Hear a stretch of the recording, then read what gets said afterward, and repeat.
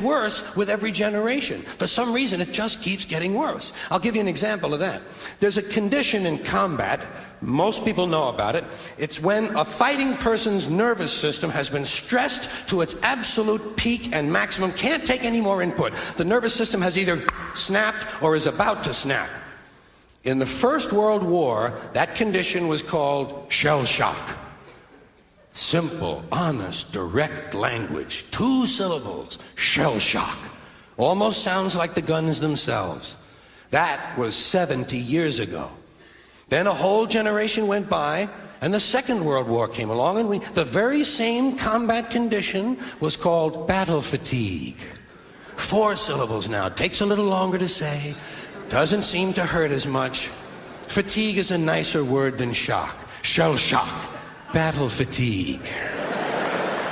Then we had the war in Korea, 1950. Madison Avenue was riding high by that time, and the very same combat condition was called operational exhaustion. Hey, we're up to 8 syllables now. And the humanity has been squeezed completely out of the phrase. It's totally sterile now. Operational exhaustion. Sounds like something that might happen to your car.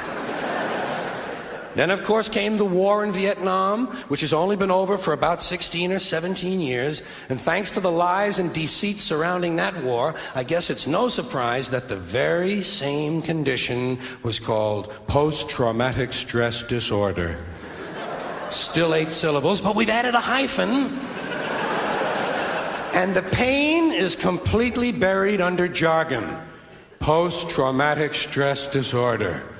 I'll bet you if we'd have still been calling it shell shock, some of those Vietnam veterans might have gotten the attention they needed at the time. I'll bet you that. I'll bet you that.